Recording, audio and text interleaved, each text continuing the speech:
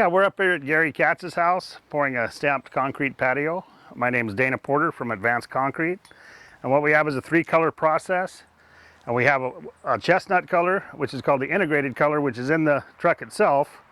And then this top color, which is called broadcast color, is Adobe brown. We're trying to match a rusty rock he has behind the barn there. So the broadcast color goes on second. So it kind of highlights the darker brown underneath, and in this case he wants it to be pretty much the integrated color to be the secondary color. So we're going to cover the whole thing with the broadcast color, and then whatever shows through on the chestnut, which is the integrated color, is what he'll be happy with. Then when that's all troweled in, then we put on a medium gray release, which will go into the textured part of the stamp to make it look like a three-tone process here. We've already bull floated it, we've already cut our joints. We do this and then we recut the joints and then we start stamping.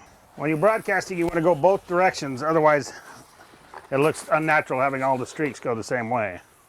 Oh yeah, beautiful.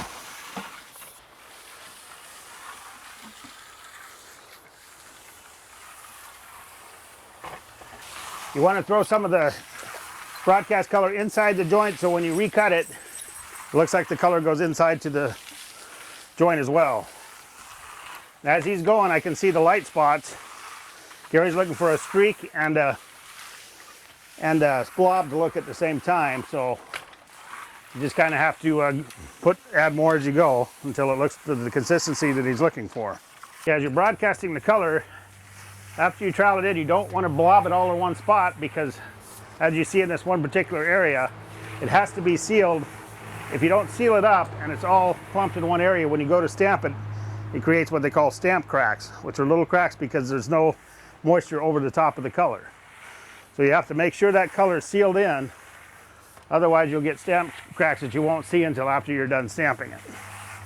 When you're applying the broadcast color, the timing of the consistency of the dryness of the concrete is important. This piece that was in the sun is perfect. This piece is still a little wet, so we're going to go ahead and stop for a minute, because what's happening here is we're troweling it right into the darker integrated color. So we're going to have to probably wait about 10 minutes of this piece in the shade and come back and color it one more time.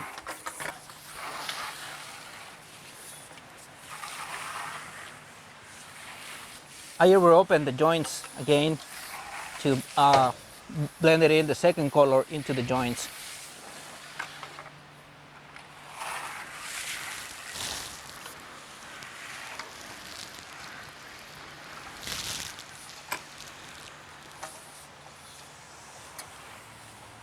So we had to come back to this first square mainly, a little bit on the second square, because this square was shaded, this square wasn't.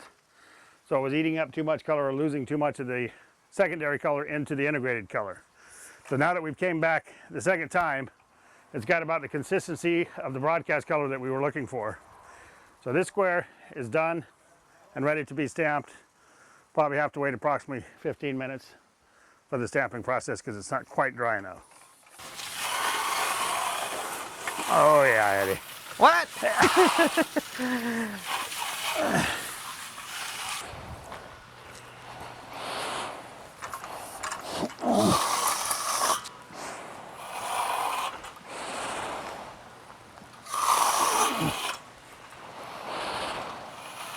So even though we used the planks, Eddie went ahead and skied out there with his sliders to add color up against the wall so everything looks uniform. We're trying to look for a uniform 3-tone color here.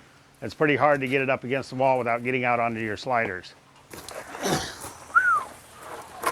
Beautiful.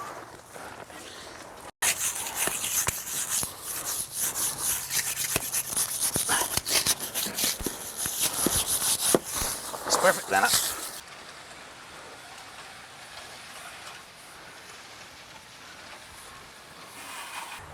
The stamps we're using today are called rough stone. It's basically simulates rock.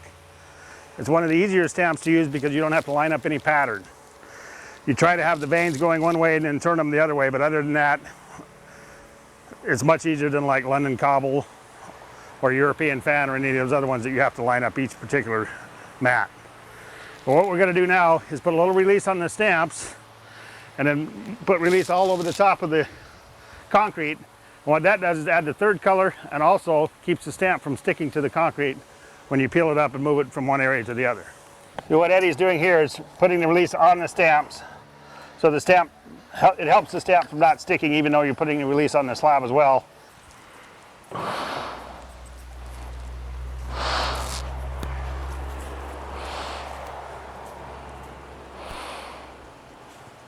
Okay, now as Eddie moves the mat, it's almost as important as hitting it at the right consistency, because if he picks that mat up and it slides one way or the other, when you wash this release off, you're going to see that. So it's very important that he picks it straight up.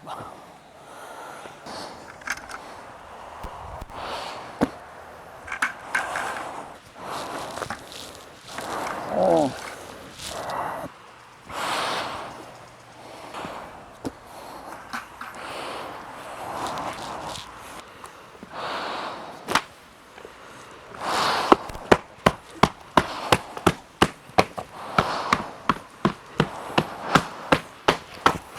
Got it.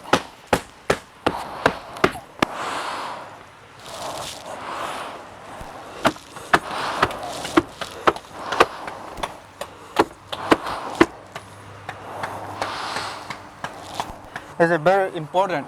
Use the joiner. Just push down. Don't slide it. If you slide it, you can see the mark on the joiner. You have to be real careful not to stamp it too close to the edge because the concrete's still green. So you just kind of have to do the tamper somewhat in the middle of the step and then come back by hand and make sure the edges have an imprint in them.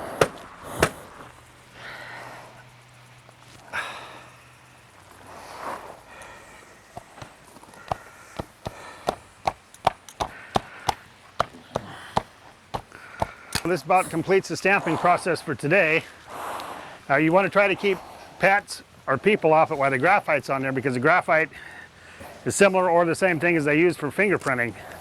So even a thumbprint while the graphite's still on there can transfer down to the concrete until the release is all washed off. So today's the day. They're spraying off all the graphite release, and we're gonna start seeing what the color of the concrete's really like. Let's take a close look.